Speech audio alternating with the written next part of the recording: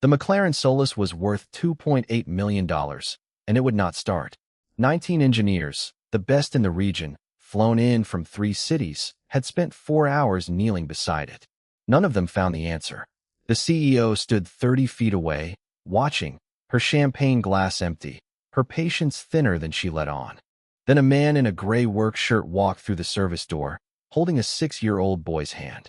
The head of engineering recognized him immediately, and the look on his face told everyone in the room everything they needed to know. What that man did in the next 5 minutes would change everything. Stay with this one. It earns it. The McLaren Solus sat at the center of the grand atrium like a $2.8 million sculpture. Its paint, a deep burnt orange with copper undertones, caught the overhead lighting from every angle, the kind of color that seemed to shift depending on where you stood. 350 guests moved around it in a wide, careful circle, the way people orbit things that are both beautiful and broken. The engine had been dead for 4 hours. In 25 minutes, the most important contract of Camille Foster's professional life was supposed to be signed beside it. Camille stood near the far end of the display floor, a champagne flute in her right hand, empty for the better part of an hour, her back held straight in a way that cost her real effort to maintain. She wore a tailored charcoal suit, the kind designed to signal authority before a word left her mouth. Beside her stood Hendrik Voss, 63, silver-haired, senior representative of a Dutch precision engineering consortium that had partnered with her father for 19 years. Hendrik was checking his watch. Not obviously, just enough. The Foster Aria Gala was the company's largest event of the year. The contracts signed here moved markets. The deals announced in this room made headlines. And tonight, the centerpiece of the evening, the vehicle around which the entire $39 million partnership was being built, would not start. Bram Castellan appeared at Camille's left shoulder. He was 42, broad-shouldered, in a slate vest and a copper tie he had clearly chosen to match the car. He carried his phone in one hand and the expression of a man who had been managing other people's crises for so long that crisis management had become indistinguishable from his personality. "We have another specialist coming from the north side," he said. "This will be handled." "You said that 2 hours ago." "I meant it then, and I mean it now." She didn't answer. She looked at the Solus. She looked at the 11 men kneeling around it in various configurations of professional frustration, and she counted. The first engineer had come from the authorized McLaren service center downtown, a man with 10 years of experience on the mark, impeccable credentials, and a diagnostic kit worth more than most people's cars. He'd spent 35 minutes under the hood, risen slowly, wiped his hands with the methodical care of someone buying time, and said the error code on the display didn't correspond to any firmware version in his documentation. The second was a hybrid powertrain specialist flown in from Toronto, the specific engine configuration that powered the Solus, a mechanical system so complex that fewer than 300 people worldwide were certified to service it. He attempted a full system reset. Nothing changed. Engineers 3 through 7 arrived over the following 90 minutes, each carrying a different theory: a secondary coolant sensor, a false pressure reading, a starter relay stuck in partial engagement, a communication fault in the drive module that wasn't actually there. Each theory was tested. Each theory failed. The car remained silent. By the time the 8th engineer arrived, the guests had stopped pretending not to watch. Conversations near the display floor had slowed. Eyes kept drifting to the cluster of men crouched around the vehicle, then away, then back. The polite hum of dinner conversation had taken on the particular quality of people discussing things they don't care about while watching something they very much do. The 11th engineer, a lean man from a specialty firm in Connecticut, spent 20 minutes on his back beneath the chassis before standing up and saying nothing at all. He simply walked to the edge of the floor and made a phone call.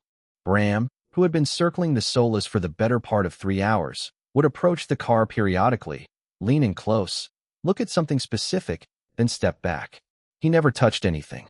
He never suggested a new line of investigation. He simply circled, looked, and stepped away. Priya Nadir, seated at a small workstation near the rear of the display floor with a diagnostic tablet across her knees, had been watching this pattern for some time. Priya was 27, recently hired into Camille's operations team straight out of graduate school. She had one very specific quality. She noticed things before she understood them. The 17th engineer was Dutch, a man Hendrik had personally summoned with a single text message. He arrived with the quiet confidence of someone who had never failed to solve a mechanical problem. He spent 28 minutes with the car, then straightened, looked at Hendrik, and gave a slow, single shake of his head.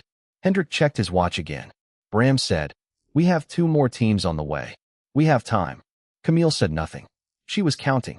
By the time the 19th technician stepped back with the same hollow expression as every man before him, 4 hours had passed. The room had given up the pretense of normalcy. The display floor had become something closer to a wake. Guests refilled their glasses and watched from a respectful distance, half alive to the moment. Priya sat with her tablet and her running tally, a list of every theory proposed, every component tested, every approach attempted and abandoned. The list was long. At the bottom of it sat a single category no one had touched. She hadn't said anything. She was new. She wasn't sure. She was still thinking about that when the door on the service side of the hall opened, and a man in a gray work shirt walked in. He wasn't tall enough to command a room. He wasn't dressed in a way that made anyone turn. He had the kind of face that was easy to look at and easy to look past, strong-featured, unremarkable, wearing the expression of someone focused on something he hadn't reached yet. He carried a small canvas bag over one shoulder, and with his free hand, he held the hand of a 6-year-old boy with a cowlick and light-up sneakers.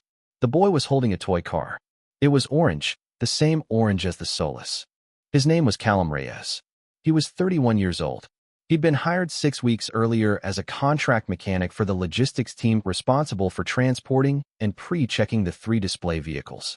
His work had finished before the gala began. He'd stayed because the finance office owed him a signature on his payment confirmation, and the person responsible for it hadn't answered his messages. He was not supposed to be here. That part was about to matter a great deal. The boy, Theo, was 6. His mother had died 16 months earlier. The woman who normally watched him on evenings like this had called at noon with a fever and an apology. Callum had brought Theo along the same way he'd brought him to a dozen job sites before, quietly, without complaint, with the calm of a man who had learned to solve problems with whatever resources were available. He'd promised him it would be an hour. That had been 3 hours ago. Theo had his toy car. He was fine. Callum guided him to a folding chair near the wall, far from the crowd, close enough to the door that leaving would be simple, and set him down with the canvas bag. He told him to stay put. He'd be back in 10 minutes. Theo looked up at him with the patient, pragmatic expression of a child who'd learned 10 minutes could mean a lot of things, and said, "Okay." He stood still a moment. Priya looked up from her tablet. She noticed him looking at the car. She noticed the look itself, not curiosity, not idle interest, but the focused, quiet attention of someone processing information. She glanced at her tablet, at the untouched category at the bottom of her list, and back at him. Neither spoke. Callum turned toward the wall, intending to find the corridor to the finance office. He'd gotten exactly 2 steps when he heard the voice. "Hey." Sharp, low, close. He turned. Bram Castellan stood 8 feet away, and his expression moved through 4 distinct stages in about 3 seconds. Callum could see the progression clearly. He'd seen it before, 2 years ago, across a conference table. It started with surprise and ended somewhere that looked like controlled panic wearing the costume of disdain. "I've already flagged the complete documentation chain," Priya said. "If we begin the correction process tomorrow, the formal record can be updated within a week." Callum stood up from his crouch beside Theo's bench.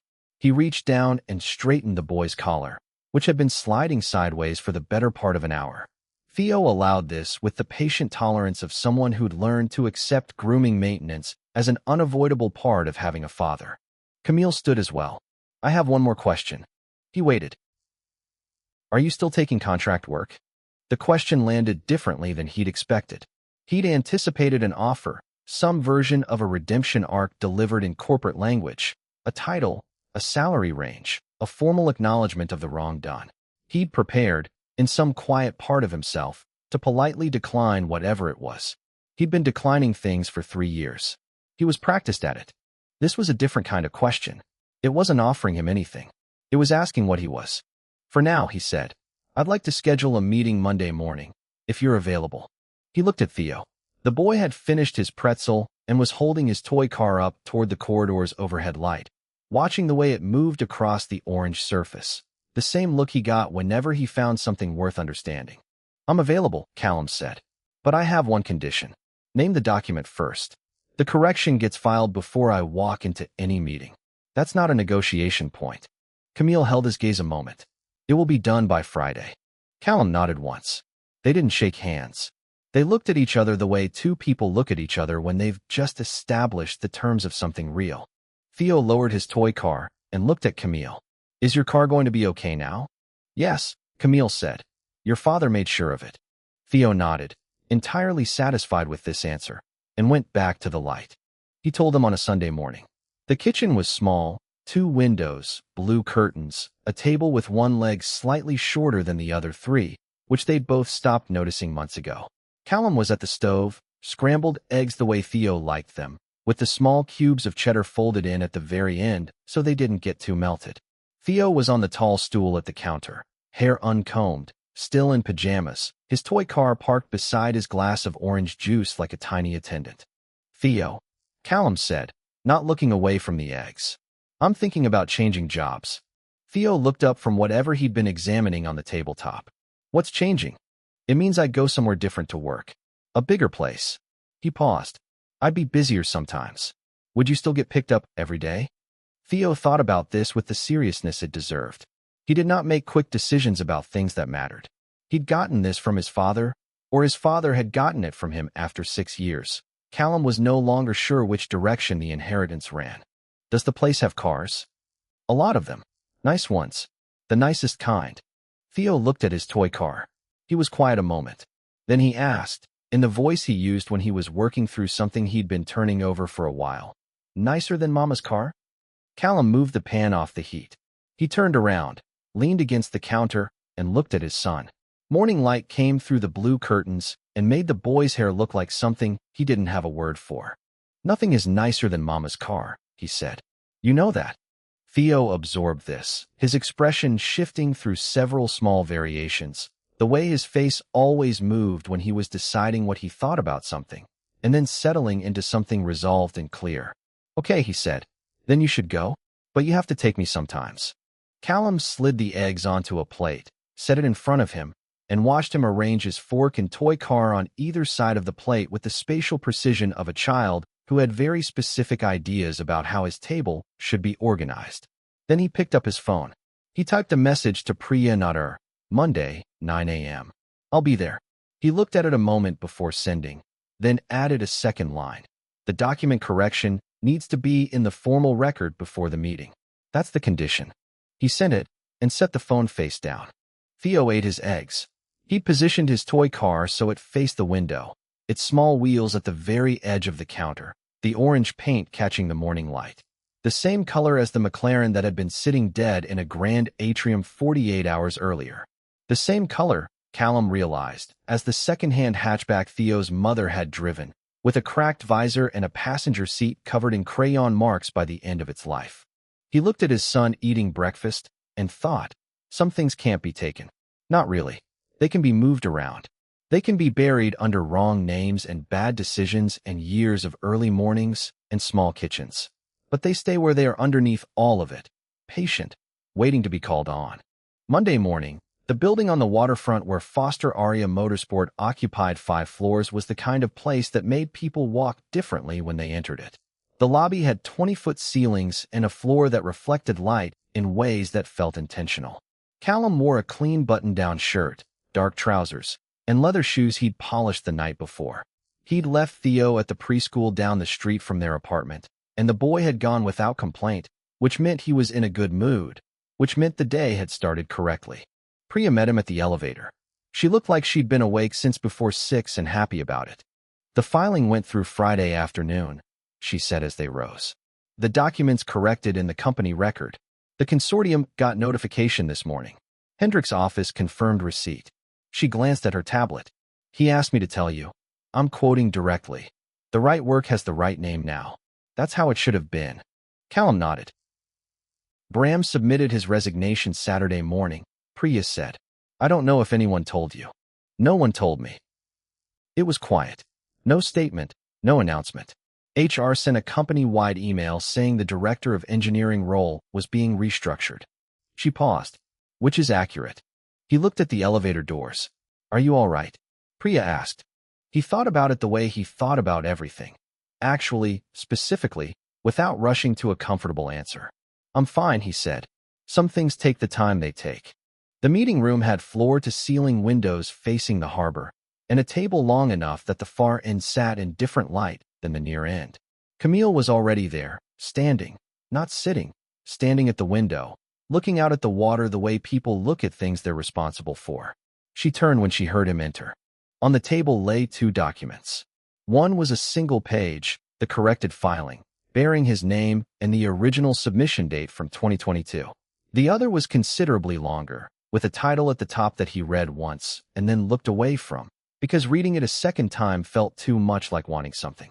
I can't give you back 3 years, Camille said. I know. I can give you what comes after them. She indicated the chair across from her. Read the contract. Take whatever time you need. He sat. He picked up the single page first, the corrected filing. He looked at his name at the top of it. Callum Reyes, author, submitted autumn 2022. The document that had started as a solution to a problem no one else had thought to look for had been stolen, buried, and had now been returned to where it began. He set it back down carefully. Then he read the contract, the way he did everything, all the way through, without skimming, attending to what the words actually said rather than what he hoped they said. He asked 2 questions. Camille answered them directly. He asked a third. She answered that one too. Then he signed it. Not the corrected document. He hadn't been asked to sign that. That one was already filed. That one required nothing from him except to exist, which it was now doing correctly, with his name in the right place. He signed the contract, set the pen down, and looked at Camille across the long table. Welcome back, she said. I was never here before, he said. She considered that. Welcome then. For the first time, he thought about Theo at the preschool around the corner from their apartment, holding his toy car through circle time, through snack, through whatever the day had in store. He thought about the way the boy had asked whether he'd still be picked up every day, and how the question had contained everything that actually mattered, compressed into a handful of words. He thought about a car built to move faster than most people would ever need, sitting silent and dead in a room full of people who were very smart but hadn't known where to look. He thought about a document with the wrong name on it, filed away for 3 years, waiting. Some things wait. That was what he had learned. It was what had made the 3 years bearable, what had turned the early mornings and small kitchens and contract work and preschool drop-offs into something other than loss. Some things wait, and they don't become less true while they're waiting. They just wait. He picked up the corrected document, folded it carefully along the center, and put it in the inside pocket of his jacket, close, where he'd feel it when he moved. Then he looked at Camille. I'll need the full technical files from the 2022 audit period. I'd like to start Tuesday. Tuesday is fine, she said.